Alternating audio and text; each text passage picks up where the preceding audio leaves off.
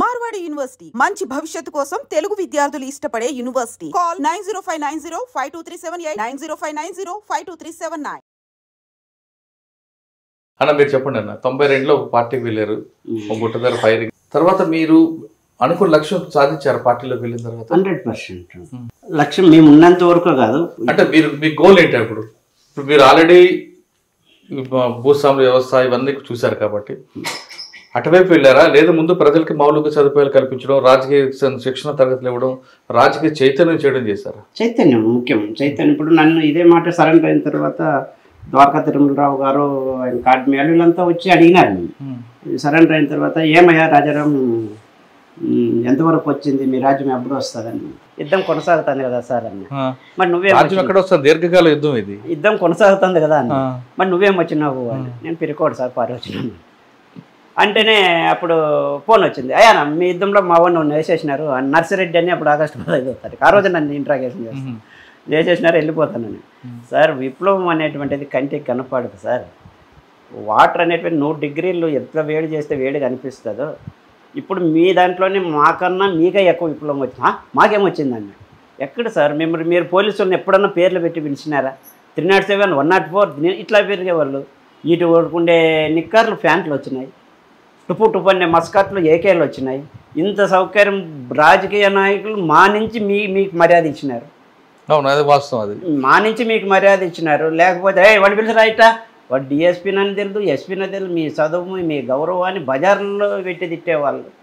అంటే రాజకీయ నాయకులకు సలాం కొట్టేవాళ్ళు, వాళ్ళు మిమ్మల్ని సలాం కొట్టేవాళ్ళు. ఎందుకంటే మా భయంతో మేము వచ్చి ఏం చేస్తాము అనేటువంటి దాంతో అది తిరుగుబాటు మాది. అంటే ప్రజల పక్కన మేము నిలవండి అంటే ఎట్లా వస్తుంది విప్లవం? మీరు అంతా హింసావాదులు, మీరు రాజకీయాలు ఎంతైనా చెప్పండి, మీరు పోయి బజార్లో చెప్పండి అంటే యాడ పెట్టుకొని ఇచ్చినారు సార్. మేము పుట్టుకతో తుపాకులు పట్టుకొని పోయినాం, మా రాజకీయాలను మీరు బ్యాన్ చేసినారు కదండి. అంత హింస చేస్తే ఎట్లా సార్? హింస అంటే ఏం సార్? హింస అంటే బస్సులు కాల్చడము, ఫ్యాక్టరీలు పెంచడం, వాడిని చంపడం, వీడిని చంపడం. అంటే ఇప్పుడు ఇన్ని పార్టీల్లో ఎక్కడ హింస జరగలేదా సార్? వంగవీటి మోహన్ రంగారావు చంపినప్పుడు, హత్య జరిగినప్పుడు ఎంత జరిగింది? పరిటాల రవిని హత్య జరిగినప్పుడు ఎన్ని బస్సులు కాల్చినారు, ఎన్ని మర్డర్లు, ఇవన్నీ జరిగినారు. మరి ఏ పార్టీనన్నా బ్యాన్ చేసినారా? మీరు రాజకీయాన్ని మీరు బ్యాన్ చేస్తున్నారు తప్ప హింసను కాదు సార్. మీరు హింస కొనసాగుతూ ఉంది.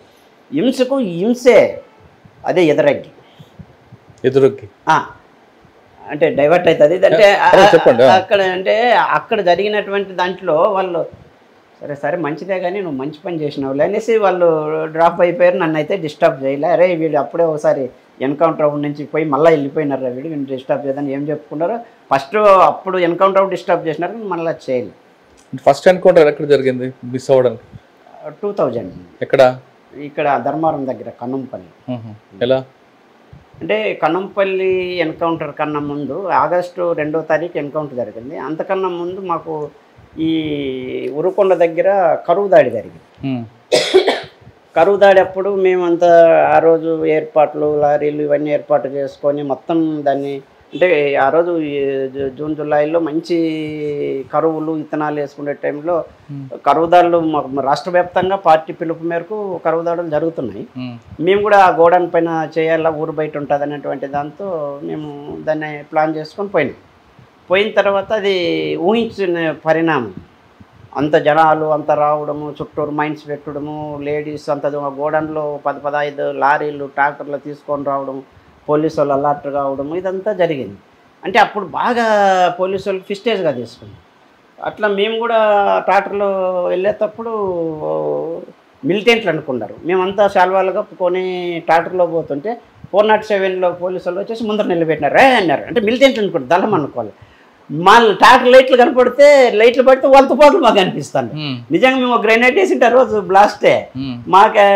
మేము ఆ ట్రాక్టర్ ఇట్లా క్రాస్ అయింది, వాళ్ళు ఫైరింగ్ చేస్తున్నారు, మేము ఫైరింగ్ చేస్తున్నాం. వాళ్ళు అటుపోయినారు ఇటుపోయినారు, వాళ్ళు పిస్టేజ్గా అయిపోయి మళ్ళీ ఏరే వర్గం ఎవరినొకరినాడ ఎన్కౌంటర్ చేసేసినారు అంజాల దగ్గర. అది అంతా అయింది. అప్పటి నుంచి బ్రహ్మాండమైనటువంటి నిర్బంధం పెరిగింది. ఎట్లా చూసినా పోలీసులు అదంతా జరుగుతూ వచ్చింది. మేము అటు సైడ్ నుంచి ఇటు సైడ్ జిల్లా మీటింగ్లు, రాష్ట్ర కమిటీలు వచ్చినాయి. ఆ దళం నుంచి ఇట్లా వస్తూ ఉన్నాం. వచ్చేటప్పుడు ఏమైందప్పంటే ఈ జూలై 28 అమరవీరుల సంస్మరణ సభలు ఒక 1 వీక్ జరుగుతాయి, ఒక వారం పాటు జరుగుతాయి. అట్లా మా నుంచి విడిపోయి పక్కన ఉన్నటువంటి ఆనంద్ ఎటముతెలప గ్రూప్లో ఉన్నటువంటి వాళ్ళు ఆయన అక్కడ మా పార్టీలో ఉన్నప్పుడు అదే ఏరియాలో షెల్టర్ తీసుకునేవాడు ఎక్కడ కనంపల్లి దగ్గర. వాళ్ళ కోసం పోలీసు వాళ్ళు తిరుగుతున్నారు, కుంబింగ్లో అటాక్ చేసేకి ఏదో ప్లాన్లో ఉన్నారు. మేము ఏమైనా ఇక్కడి నుంచి ఈ ఉరుకొండ ఏరియా నుంచి మధ్యలో పోతూ ఒకరోజు ఆగినాం. ఆగి ట్రాక్టర్ ఏరియా వాళ్ళు తీసుకొని పోతే ట్రాక్టర్ మధ్యలో చెడిపోయింది. తెల్లవారుజాము చెడిపోతే ఇంకా ఆ రోజు డేట్ టైం మా ఏరియాలో ప్లైన్ ఏరియా కదా, మేము జర్నీ చేయలేక ఆగిపోయింది. ఆ రోజే రాజ్ కుమార్ కూడా కిడ్నాప్ హీరప్ప. చెరుకూరు రాజ్ కుమారా? సినీ యాక్టర్ బెంగళూరులో రేడియోలో విన్నాము, మేము అక్కడే ఉన్నాం మరి అంటే గుర్తు కోసం. మళ్ళీ రోజు మేము అక్కడి నుంచి మా ఒక మహిళా కామ్రేడ్కు ఆమె ఇంటర్వ్యూ తీసుకున్నా ఉంది. ఆమె కడుపున వస్తుందంటే ఎద్దుల బండి తీసుకొని నైట్ తెల్లవారుజామున పోయినాం. అంటే బండి స్పాట్ వరకు పోదు కదా అనేటువంటి దాంతో మేము ఇంకో 2 విలేజ్ల ముందే ఇడిచేసి నడుచుకుంటూ పోయినాం.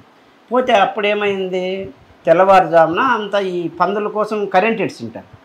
వాళ్ళకి మా వేసాధారణ అంతా చూసి పోలీసు వాళ్ళన్నా తిరుగుతారా నల్లన్నా తిరుగుతారు వీళ్ళు అనేసి, అన్న జాగ్రత్తలో కరెంట్ ఇడిచినామని వాళ్ళు మాకే చెప్తుంది.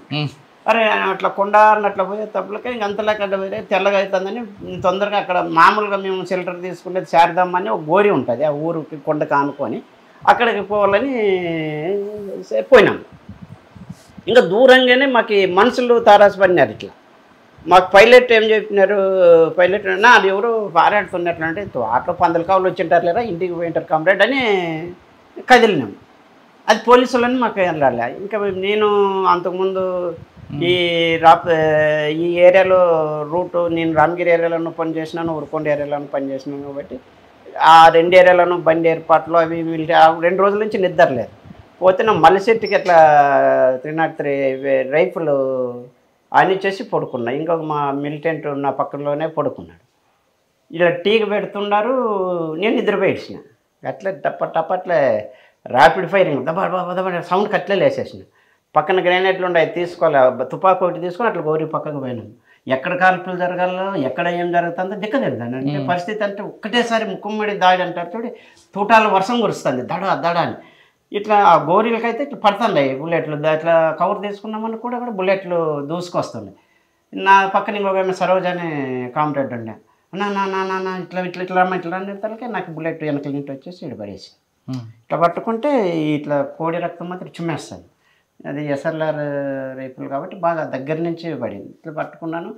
అన్న అంటే అమ్మ నువ్వు వెళ్ళిపో అని ఊరు దగ్గరే ఉంటుంది, నువ్వు వెళ్ళిపో కంప్లీట్ అని చెప్పేసి నేను అటు నుంచి ఇట్లా కొద్దిగా ఒక 50 అడుగుల దూరం అట్లా పోయి గుట్ట ఉంటుందని ఆ గుట్ట దగ్గర పడేసి ఇట్లా చూస్తే అప్పటికే ఇట్లా చూస్తే ఆ జొన్న చేను ఉంటుంది, ఆ చేనులో కోసినారు, గూర్లు వేసినారు.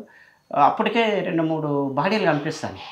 అరే ఏంద్రా ఇట్లా అయిపోయింది. నేను నిద్రలో ఉన్నా, ఫైరింగ్ ఎక్కడ చేయలేదు, పూతలు వేస్తున్నారు వాళ్ళు, పై చేయి వాళ్ళు కవర్లో తీసుకున్నారు, అన్నీ రకరకాలుగా అటాక్ చేశారు. అది కదా ఇలా నేను ఊరికే 2-3 ఫైరింగ్ చేసినాను. అవి వచ్చి గుట్టకి నేనుండే చిన్న గుట్ట రాళ్ళ గుట్ట చేనులో ఇట్లా గుట్టకి తుపాకి బుల్లెట్లు పడతాంటే ఇట్లా ఖన్యాన్ని రాళ్ళు పగలుతాండే. అప్పుడు పోయింది చెవు. అంటే అది నాకు అప్పుడు కూడా తెలియదు అది పోయిందని. మళ్ళీ నేను హాస్పిటల్లో చూపించుకున్నప్పుడు నరం కట్టింది, ఇప్పటికీ ఆ చెవు పని చేయదు.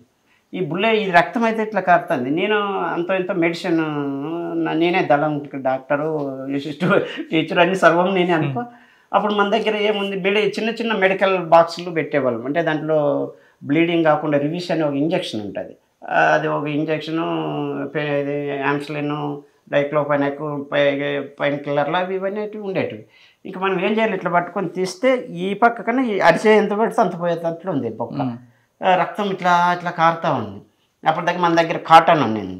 ఆ కాటను ఒక రివిష్ ఇంజక్షన్ కొట్టి దాని మీద పోసేసి ఉండే కాటన్ అంతా దాని మీద పెట్టి, మాకు కట్ షిప్లు అంటే అప్పుడు లుంగీలు చింత కట్టుకుంటాడు, ప్యాంట్ 4 జేబులు ఉంటాయి కదా మాకు, అది దాన్ని బిర్రగా కట్టేసేసి దాన్ని ప్యాంట్ అట్లా వేసుకొని ఇచ్చిన. సరే ఏమవుతుందని ఇట్లా చూస్తే పూతలు వేస్తున్నారు. ఇంక పరిస్థితి చాలా ఉంది. ఇక్కడ నుంచి కిల్లింగ్ రేంజ్ దాటాలా, ఇక్కడ నుంచి మనం విధంగా మనం ముందుకు వెళ్ళాలనేటువంటి దాంతో అనుకుంటాం. మొత్తం అన్నీ చూసుకుంటే ఏమన్నా లెటర్స్ ఏమన్నా ఇంపార్టెంట్ ఏమన్నా అంటే దాని కింద పెట్టినా. మన దగ్గర 200-300 ఉండే క్యాష్ కూడా ఇంకా నేను డిసైడ్ అయ్యాను. ఈ పొద్దుగానే ఇంకొద్దిసేపు అయినా కూడా నేను చంపేస్తారు అనేటువంటి దాంతో ఫిక్స్ అయినా. ఫిక్స్ అయిన ఏం కావాలి, నా దగ్గర ఉండేటువంటిది ఏమీ ఆనవాళ్ళు దొరకకూడదు, వెపన్ అందజేయకూడదు, ఇది ఒక్కటే టార్గెట్, ప్రాణం అయితే పోతుంది అనేటువంటి దాంతో ఆ ఉండేటివన్నీ కూడా రాయితీ కింద పెట్టి గుట్లో బూట్ చేసినాను. ఈ శనక్కాయ వేరుశనగ వేసేటివి ఇట్లా సాలు ఉంటాయి, ఆ సాలలోకి వెపన్ పెట్టేసిన, మట్టి అంతా కప్పేసిన. ఇంక వెపన్ ఇంకా భూమిపుత్రుడు భూమికి అంతించడం అనేటువంటిది కప్పేసిన. తూటాలు మాలు చేసి గుట్లేక అదొక దగ్గర ఇదొక దగ్గర సెట్లకి వేసేసి ఇంకా క్రావెలింగ్స్లో మెల్లిగా పోతూ ఉన్నాను. అంటే క్రావెలింగ్ దొప్పుకుంటా ఇవన్నీ అవే గాయాలు పోతుంటే ఆ పక్కన మెట్ల గుంటుకులన్నీ బాస్తూ ఉంటారు. అయ్యాలు అప్పుడే ఒక గంట తర్వాత ఇట్లా కనపడొచ్చినారు. అన్నాను ఇట్లా అన్నాను, వాళ్ళు చూసినారు ఆ రక్తము అదంతా చూసి వారిని అనేసి వాడు నా దగ్గరికి రాలే భయపడి వెళ్ళిపోయినాడు. వెళ్ళిపోతే సరే మన ఏరియా కూడా కాదు, మన సంఘాలు ఉన్నటువంటి వాళ్ళు అయితే ధైర్యంగా ఉంటారని అట్లే దొర్లుకుంటారు కొంచెం పాక్కుంటా అట్లా వస్తున్నాం. వస్తే ఈ మట్టి కట్టలు వేసి ఉంటారు, ఈ మట్టి కట్టలలో నుంచి ఇట్లా పైన నుండి కాడ తగలుతానని ఇట్లా ఇట్లా పెరిగి టక్కున పోతున్నాయి. ఆ గుంతలో ఆ పక్క కంపులు ఉన్నాయి అన్నీ, ఆ కంపులకి పడిపోయినాయి. ఆ కంపులన్నీ ఇరుక్కొని ముళ్ళన్నీ ఇరిగి అవి తీసేసుకుంటా అట్లా దోక్కుంటా అట్లా వచ్చేతలకి అప్పుడే ఈమె నాన్ని చూసిన పోయిన సరోజు ఊర్లో చెప్పింది, ఇట్లా రాజారాంకి బుల్లెట్ తగిలింది అని చెప్పినారు. ఎవరు చెప్పారు? నాతో పాటు గోరి దగ్గర ఉంది కదా ఆమె సరోజాని, నాన్న పోయి ఊర్లో చెప్పింది. ఆడ ఊర్లో అంటే ఆమె బట్టలు ఇడిచేసి పొమ్మన్నా, ఎందుకంటే యూనిఫామ్తో అంటే అట్లా పోయి వాళ్ళ ఊర్లో బట్టలు ఇచ్చినారు. ఆ బట్టలు తీసుకొని పోయి మళ్ళీ టౌన్లో ఎవరో తెలిసిన వాళ్ళకి చెప్పేసి ఇట్లా రాజారాంకి బుల్లెట్ తగిలింది, అది ఇది కొంతమంది చనిపోయినారని చెప్పింది. ఆమె ఎస్కేప్ అయింది. ఊర్లో వాళ్ళు మిద్దెలు ఎక్కి చూస్తుంటారు, నన్ను ఇట్లా ఇలా అలా పిలుస్తుంటారు, రా రా రా రా అని. ఇంకా నేను అట్లే దొక్కుంటా పోతున్నా, నా దారేంటి నా పక్కనే నేను గుంతల్లో ఉన్నాడు, పక్కనే ఇట్లా పోలీసు వాళ్ళు కూతులు వేసుకుంటూ పోతున్నారు. నేను చూడలే, గమనించుంటే సింగిల్ షాట్ అయిపోయింది. అది వాళ్ళు చూడలే. నేను క్రావెలింగ్స్ అంటే ఆ రోజు మనం నేర్చినటువంటి మిలిటరీ అనేటువంటి ఏదైతే ఉందో ప్రాక్టీస్, అవన్నీ చివరిసారిగా ప్రయోగం చేసినాం. చూద్దాం, పోరాడదాం, ఏముంది, ఒకసారి బతకొచ్చు కదా అనేటువంటి చాలా మనకు పౌరాల గుట్ట ఎన్కౌంటర్లో అప్పుడు జరిగినటువంటి అవన్నీ మేము క్లాసుల్లో చెప్పేవాళ్ళం మిలిటెంట్లకు. ఇట్లా చూడి చివరి క్షణం వరకు పోరాడినారు అనేటువంటి నా నోటి నుంచి వీళ్ళందరికీ క్లాసులు చెప్పినాం. ఇట్లా చూడే ఆ యొక్క ఇట్లా చేసిన భాగ్య కానీ ఇట్లా అంతా చెప్పుకుంటున్నారు. ఈరోజు నేనెందుకు చేయకూడదు, ప్రయత్నం చేద్దాం, కమ్యూనిస్టులో ఇది చివరి వరకు ఆత్మహత్య కాదు కదా ఇది అనేటువంటిది అంతా పోయింది. పోతే కొద్ది దూరం పోయి నుంచి దాహం వేస్తుంది. చిన్న చెట్టు నా ఇట్లా ఉంటుంది, ఆ చెట్టు కింద అట్లా పడాను. ఇంకా దొరలడము చేత కాలి, అప్పటికే ఎండ విపరీతంగా వచ్చేసింది. అది చిన్న పొద మాదిరి ఉంటుంది, ఆడుంటే ఆ ఊర్లో నుంచి పనికి పోయే వాళ్ళు ఇద్దరు ఆడవాళ్ళు వచ్చినారు. ఇట్లా అక్క అని ఇట్లా పిలిస్తే వాళ్ళు ఇట్లా చూసేసి ఒబ్బో అనేసి వెళ్ళిపోయారు. సరేలే ఇంక మామూలే అనుకున్నాను నేను, అట్లే ఉన్నాను. మరి ఇంకొక ముసలామె ఒక చెంబు తీసుకొని వచ్చేసింది. చెంబుతో ఏదో మామూలుగా బయటికి పోయేటట్టుగా వచ్చేసింది. వచ్చి అక్కడ ఇక్కడ చూసుకుంటా, నాయన చుట్టూరు పోలీసు వాళ్ళు ఉన్నారు నాయన, నీ కోసం అంతా చూస్తున్నారు, తీసుకుపోతారు నాయన, నువ్వు ధైర్యంగా ఉండు నాయన అనేసి చెంబు నా దగ్గర పెట్టింది. దాంట్లో మజ్జిగి ముద్ద అంటే సంగటి కలిపినటువంటిది. ధైర్యంగా తాగినాయన తాగి అట్లే పెట్టుకోండి ఆయన చెంబి నాయన అనేది. ఎందుకంటే మళ్ళీ చెంబు ఎవరు ఇచ్చినారేమో అడుగుతారు, వాళ్ళ భయం వాళ్ళకు ఉంటుంది కదా. సరే లేవని కదా, ఎక్కువ తాగలేకపోయినా మజ్జిగ తాగేసి ఇచ్చేసింది. ఇచ్చిన తర్వాత పై నుంచి మళ్ళీ ఇంకొక వికలాంగుడు ఇట్లా బండి ఇట్లా చిన్న దారి ఉంటుంది నేను పడుకోనే దగ్గర. ఆ వికలాంగుడు వచ్చినాడు, అన్నా నీ యూనిఫామ్ అదంతా పచ్చగా కనపడొస్తుందన్నా, అదంతా ఇడిసేసైనా చెట్టు కింద పెట్టన్నా అని.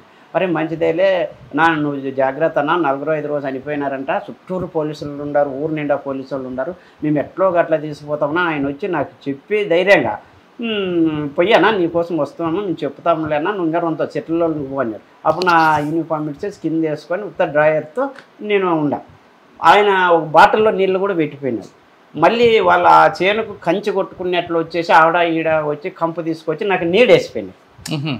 నీడ ఇట్లా వేసుకుంటా నా దగ్గర ఒకరి దగ్గర వేస్తే కష్టం అని చెప్పి ఆడింత కంపు కొట్టి ఆడగట్టి అట్లంతా చేసిపోయినారు. నమస్తే నాన్న, మీరు నన్ను బతికున్నన్నాళ్ళు కాపాడుకుండే ప్రయత్నం చేస్తున్నారు అంటే నువ్వేం మాట్లాడదప్పు, మాట్లాడుతున్నట్లుంటే ఇక్కడ ఇబ్బంది అవుతుందని వాళ్ళు మనం ఏదో ఆ స్టేజ్లో రాజకీయాలు చెప్తే వింటారు. వాళ్ళు ఆతృతుంది బ్రహ్మాండంగా. మా ఆర్గనైజేషన్ విలేజ్ కాదు, అది ఒక ఫ్యాక్షన్ విలేజ్. ఆ మాత్రం అంటే సిసి కోట అవన్నీ కూడా ఆర్ఓసి వాళ్ళు తిరిగి రకరకాల మర్డర్ జరిగినటువంటి విలేజెస్. ఆ మాత్రం సహకారం అందుతుందంటే నేను చాలా గ్రేట్ అనుకున్నాను. అట్లా వాళ్ళు నాకు నీడేశారు. నీడేసిన తర్వాత మళ్ళీ రోజుకి ఒక నీళ్ళు తెచ్చిపోయి ఇంక జనాలు అంతా ఇంక బంద్ కూతలు వేస్తున్నారు పోలీసు వాళ్ళు. ఎవరు ఇంక ఒక్కరు లేరు, మిత్రుల నుంచి లేదు. కొంచెం గడ్డవాములు ఉంటాయి, అటు వరకు వస్తే మేము తీసుకుపోతామంటే నాకైతే కదలలేని పరిస్థితి. ఈ కట్టినటువంటిది అంతా ఆ మట్టిలో ఆ రక్తానికి అదంతా వేసి బిర్రగా పట్టగట్టిపోయినట్లు అయిపోయింది. చూసుకుంటేనేమో బ్లీడింగ్ ఆగిపోయింది. ఆ రివీసి ప్రభావము ఈ మట్టి అదంతా బిర్రగా కట్టి అదేంటి గడ్డ కట్టినట్లు అయిపోయింది, బిర్రగా అయిపోయింది. అయిపోయిన దాని నుంచి నేను దాని గురించి ఏమిటి అట్లే ఉన్నాను. దప్పిక అవుతుంది, నీళ్ళు లేవు, ఏం లేదు, గొంత ఆరిపోయినట్లు ఉంది.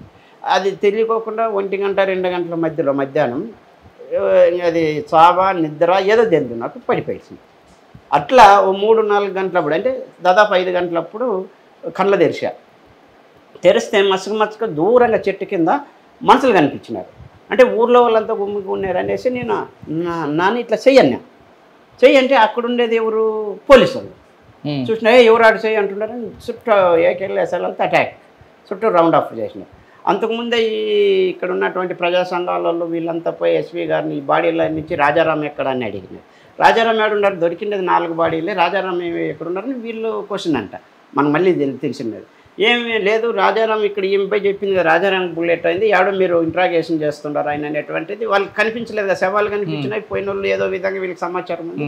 రాజారాం అన్నవాడు ఎక్కడున్నాడు అనేటువంటిది వాళ్ళు క్వశ్చన్ చేస్తున్నారు. క్వశ్చన్ చేసేటప్పటికి వీళ్ళు లేదు అనేటువంటిది వీళ్ళు చెప్తున్నారు. చూస్తే ఇది కనపడుతుంది కాడు ఉండాలి ఎవరో అనేటువంటిది అంతా పోలీసులు అంటారు. నీ పేరు ఏం పేర్రా అంటున్నారు. నీ పేరు ఏం పేర్రా అంటే నేను నరేంద్ర అంటే రాజారాం అంటే దొరలు అన్నాడు.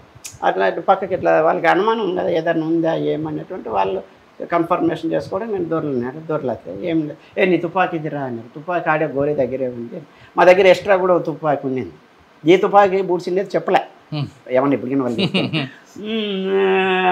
అది అట్లా అది ఆ తుపాకీ రికవర్ అయింది. మాకు ఉండేటువంటి దానికి సరిపోయింటుంది కాబట్టి దాన్ని ప్రెజర్ చేయలే. వచ్చినారు అప్పుడు అంజనా సినిమా గారు ఫస్ట్ వచ్చినారు మా జిల్లా ఎస్పీగా. ఆమె లేడీ కూడా అయిందేమో ఎందుకో మరి పొరపాటున అప్పుడు మనల్ని అంటే మీరు తెలుసా ఎవరైనా గుర్తుపట్టారు వాళ్ళు? గుర్తుపట్టినారు. రాజారాం అనేది అంటే కన్ఫర్మేషన్. మరి ఫ్రంట్ ఏం చేశారు మిమ్మల్ని? అక్కడ విలేకరులు, తహసీల్దారు, ఏపీసీఎల్స్ వాళ్ళు అంతా ఉన్నారు, మొత్తం చుట్టముట్టినారు. అంబులెన్స్ వచ్చింది, అంబులెన్స్ వచ్చేసి అంబులెన్స్ అప్పటికే నాకు మగదగా ఎక్కడ ఉంది. వాళ్ళు వైద్యం గురించి ఆలోచించారు, చెంపలు కూడా ఎవరెవరు వచ్చింటారా ఏందో ఇంకా వాళ్ళ పని వాళ్ళదే. అంబులెన్స్లు ఎత్తాలని వాళ్ళు వీళ్ళు చెప్పరా ఎవరెవరు వచ్చినారు వీళ్ళెవడు వాడేవాడు అని అడుగుతాను. నేను అప్పుడు భాస్కర్ అని నాకు బాగా క్లోజ్, భాస్కర్ ఉండేవాడు. భాస్కర్ చనిపోయినాడు, కానీ భాస్కర్ చనిపోలేదు. భాస్కర్ మల్లికార్జున ఇట్లా అనుకుంటున్నాను. అట్లే సృహ కోల్పోతా ఉన్నాను. అట్లే తీసుకొచ్చినారు, ధర్మవరం తీసుకొచ్చిన తర్వాత అక్కడ నన్ను హాస్పిటల్లో బ్లడ్ ఎక్కించినారు. అప్పుడు కళ్ళ తెరిచి చూస్తే అప్పుడు ఇక్కడ లోకల్లో ఉన్నటువంటి లాయర్లు, నాకు పరిచయస్తులు, ప్రజా సంఘాలలో నాకు ఇరిగిన ముళ్ళు అవన్నీ తీసి నాకన్నా వాళ్ళు ఏడుస్తూ ఉన్నారు. అంటే వాళ్ళ కుటుంబాలతో బాగా సన్నిహిత సంబంధాలు, నేను స్టూడెంట్ ఆర్గనైజర్గా ఉన్నప్పుడు ఇక్కడ టౌన్లో ఉన్నటువంటి వాళ్ళు ప్రజా సంఘాలలో బాగా పరిచయస్తులు, బాగా ఇబ్బంది పడింది. ఎట్లా అదంటే ఇక్కడ కష్టము అనంతపురం తీసుకుపోయినారు. అక్కడ బ్లడ్ ఎక్కించినారు. అంటే అనంతపురం హాస్పిటల్కి వచ్చాక ఎంతకాలం ఉన్నారు హాస్పిటల్లో? 1 గంట అయింది, మా రాత్రి 12 హాస్పిటల్ ట్రీట్మెంట్ తీసుకున్న తర్వాత మీకు అరెస్ట్ చూపించారా? ఇంకా లేదు, మరి అప్పుడు పోలీసుల కస్టడీలోనే ఉండా నేను. కోర్టుకు లేదు, వైద్యం కోసము ధర్మవరం నుంచి అనంతపూర్లో 12 గంటలు ఇక్కడ సూపరింటెండెంట్ వీళ్ళంతా చూసి ఇది నరం కట్ అయింది, ఇక్కడ కష్టము, కర్నూలుకు పోవాలనేటువంటిది వాళ్ళు. అక్కడ ఉన్నటువంటి సూపరింటెండెంట్ వీళ్ళంతా కూడా కొద్దిగా ఏదో మాట్లాడుకున్నారు. నన్ను మార్చురీ దగ్గరికి తీసుకెళ్లారు. ఆ బాడీలోని ఊదినాయి. అప్పటికే ఉదయం జరిగిన ఎన్కౌంటర్ రాత్రి 1 గంట 2 గంటలప్పుడు సరిగ్గా బాడీలు కూడా గుర్తుపట్టే పరిస్థితుల్లో లేకోకుండా బ్లీడింగ్ పోయి అంతా. నేను ఆ 4 బాడీలు చూసి భాస్కర్ ఎక్కడ అంటే లేదా 4 అంటే భాస్కర్ నేను చూసినాను, నా పక్కలో చనిపోయినారు, నేను అదేదో మాట్లాడుతున్నాను. అప్పుడు లేదు ఇవే అన్నారు. సరే లేదు, అటు నుంచి మళ్ళీ కర్నూలు తీసుకున్నారు. రాత్రికి తెల్లారే తలకే కర్నూలులో తీసుకుపోయినారు. కర్నూలులో ప్రిజనర్స్ వార్డులో వేసేసినారు, బాగా బేడీలు వేసినారు, మంచాన్ని కట్టేసి ఇచ్చినారు. మరి నేను ఎక్కడ పోతాను అనుకుంటే ఇంక వాళ్ళ బాధ వాళ్ళు. ఈ గ్రేహన్స్ వాళ్ళు అక్కడికి వచ్చిన స్పెషల్ బ్రాంచ్ వాళ్ళు వచ్చేసి రాజారాం నేను నీ కులం అని ఒకడు అంటారు, ఇంకొకరు వచ్చేసి నువ్వు బాగా తెలుసు, నువ్వు సిన్సియర్ అట్లా అంటారు. మామూలు ఇవన్నీ ఉంటాయంటే ఓరు డబ్బులు ఇచ్చేకొస్తారు. ఏం చేయాలి నేను డబ్బులు, నేను ఏం చేస్తాను చెప్పు, అడవిలోనే ఏం చేయకోకుండా ఈడ పేషెంట్గా మీకు నేనేం చేయాలి డబ్బులు అంటే ఏదో మా తృప్తి.